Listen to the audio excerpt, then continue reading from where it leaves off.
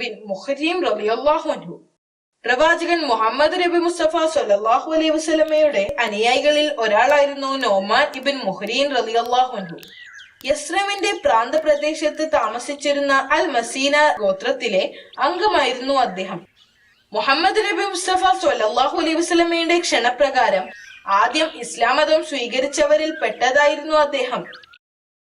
അദ്ദേഹം മദീനയിലെ ഒരു അൻസാറായിരുന്ന ഉബൈദ് ബിൻ ഓസിന്റെ മകനായിരുന്നു. ഉബൈദ് ബിൻ ഓസ് ബദർ യുദ്ധത്തിൽ പങ്കെടുത്തിരുന്നു. അദ്ദേഹം യുദ്ധത്തിൽ 4 പേരെ പിടികൂടി ഒരു ചങ്ങലയിൽ കെട്ടിയിട്ടിരുന്നു. നോമാൻ ഇബിൻ മുഹാരിൻ റളിയല്ലാഹു അൻഹു പ്രവാചകൻ മുഹമ്മദ് നബി മുസ്തഫ സ്വല്ലല്ലാഹു അലൈഹി വസല്ലമയെ കുറിച്ച് കേൾക്കുകയും അദ്ദേഹത്തിന്റെ ആശയങ്ങളോട് മതിപ്പ് തോന്നുകയും ചെയ്തു. നോമാൻ റളിയല്ലാഹു അൻഹു അദ്ദേഹത്തിന്റെ ഗോത്രവർഗത്തിലെ ഒരു പ്രമാണിയും വലിയ സ്വാധീനമുള്ള വ്യക്തിയുമായിരുന്നു. ഒരു വൈകുന്നേരം അദ്ദേഹം തന്റെ ഗോത്രത്തിലുള്ള മുതിർന്നവരോടും മറ്റുള്ളവരോടുമൊപ്പം ഇരിക്കുകയായിരുന്നു. അദ്ദേഹം അവരോട് പറഞ്ഞു, പ്രിയപ്പെട്ട ജനങ്ങളെ, ഞങ്ങൾ പ്രവാചകനായ മുഹമ്മദ് നബി മുസ്തഫ സ്വല്ലല്ലാഹു അലൈഹി വസല്ലമയെ കുറിച്ച് നന്നായി പഠിച്ചു. അദ്ദേഹത്തിന്റെ ദൗത്യം കരുണ, ദയ, നീതി എന്നിവയല്ലാതെ മറ്റൊന്നുമല്ല. ജനങ്ങൾ അദ്ദേഹത്തിന്റെ പാത പിന്തുടരുമ്പോൾ നമ്മൾ എന്തിന് ഇവിടെ തന്നെ നിൽക്കണം? ഞാൻ അദ്ദേഹത്തോടൊപ്പം ചേരാൻ മനസ്സുകൊണ്ട് തയ്യാറെടുത്തിരിക്കുന്നു.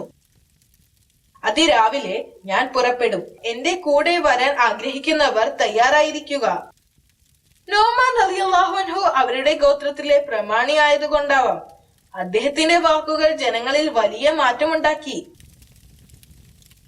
അടുത്ത ദിവസം രാവിലെ നോമാൻ ഇബിൻ മുഹാരിൻ റളിയല്ലാഹു അൻഹുവും 10 സഹോദരന്മാരും അൽ മസീനയുടെ 400 കുതിരക്കാരും പ്രവാചകൻ മുഹമ്മദ് നബി സ്വല്ലല്ലാഹു അലൈഹി വസല്ലമയെ കാണാനും ഇസ്ലാമിലേക്ക് പരിവർത്തനം ചെയ്യുന്നതിനുമായി മദീനയിലേക്ക് പോകാൻ തയ്യാറായി.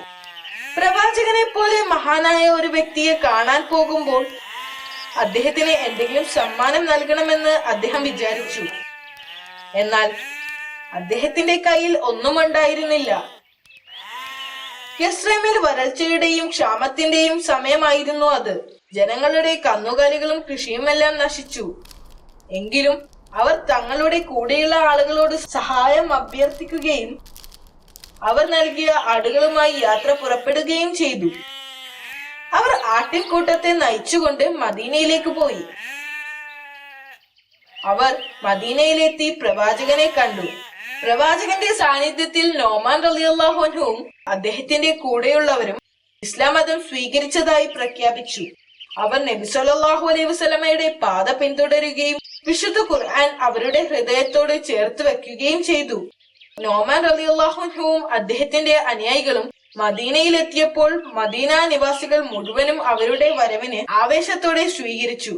ഇതിനു മുൻപൊരിക്കലും ഒരു കുടുംബത്തിൽ നിന്നും 11 സഹോദരങ്ങൾ, അതും മറ്റു 400 പേർക്കൊപ്പം ഒരുമിച്ച് ഇസ്ലാം മതം സ്വീകരിച്ചിട്ടില്ലായിരുന്നു.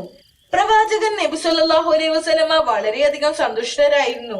അദ്ദേഹത്തിന്റെ ആത്മാർത്ഥതയോടെയുള്ള പരിശ്രമത്തെ അഭിനന്ദിക്കുകയും അള്ളാഹുവിനോട് ശുപാർശ ചെയ്യുകയും ചെയ്തു. നോമാൻ ബിൻ മുഹാരിൻ റളിയല്ലാഹു അൻഹു നബി സല്ലല്ലാഹു അലൈഹി വസല്ലമയുടെ മാർഗനിർദ്ദേശം അനുസരിച്ച് ജീവിക്കുകയും പൂർണ്ണമായി ഇസ്ലാമിനു വേണ്ടി സമർപ്പിച്ചുകൊണ്ട് എല്ലാ പ്രചാരണങ്ങളിലും പങ്കെടുക്കുകയും ചെയ്തിരുന്നു. കൂടാതെ അദ്ദേഹത്തിന്റെ സഹോദരങ്ങൾ വലിയ പടയാളികളുമായിരുന്നു.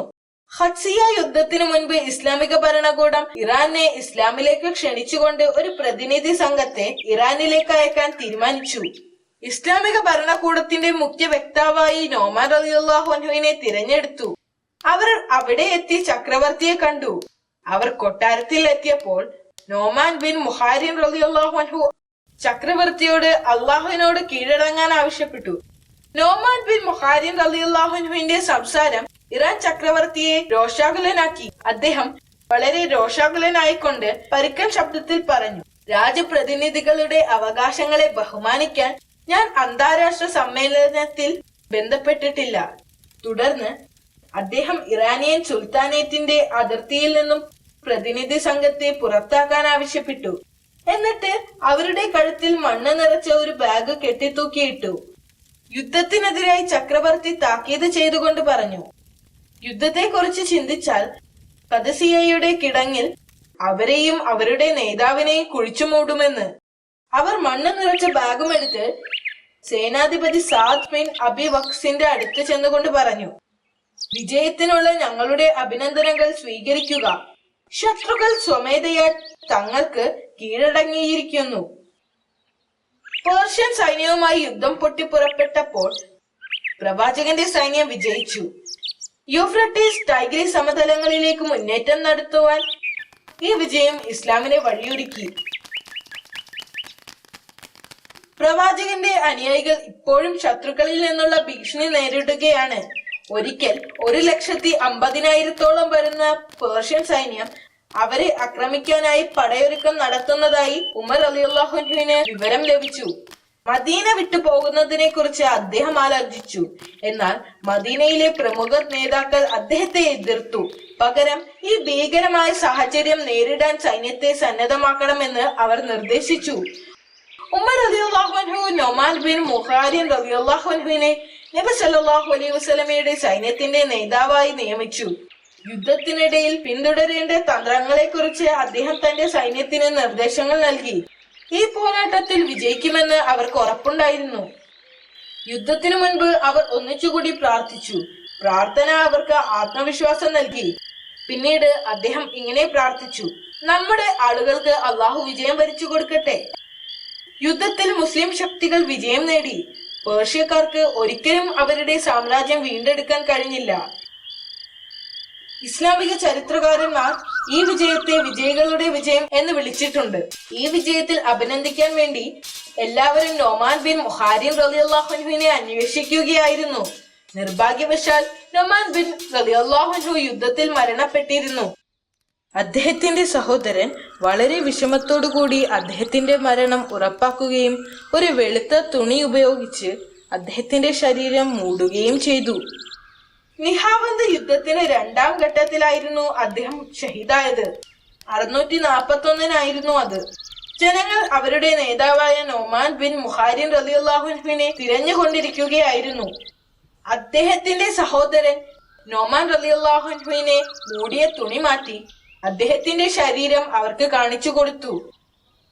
അദ്ദേഹം തന്റെ ആളുകൾക്ക് വിജയം നേടിക്കൊടുത്തുകൊണ്ടാണ് ഷഹീദായത്. തന്റെ കൂടെയുള്ള മുസ്ലിങ്ങൾക്കായി അദ്ദേഹം ധാരാളം സംഭാവനകൾ നൽകാറുണ്ടായിരുന്നു.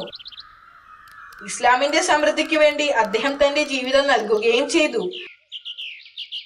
ആളുകൾക്ക് അദ്ദേഹത്തിന്റെ മരണം വിശ്വസിക്കാൻ പ്രയാസമുണ്ടായിരുന്നു.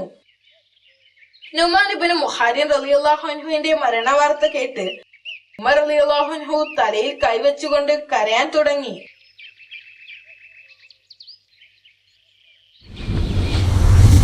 അദ്ദേഹം ഒരു മഹാനായ നേതാവും ഒരു വലിയ പടയാളിയുമായിരുന്നു എന്ന് കഥ പറഞ്ഞു തന്നതിന് നന്ദിയുണ്ടെങ്കിൽ അദ്ദേഹം ഒരു മഹാനായ നേതാവും ഒരു വലിയ പടയാളിയുമായിരുന്നു.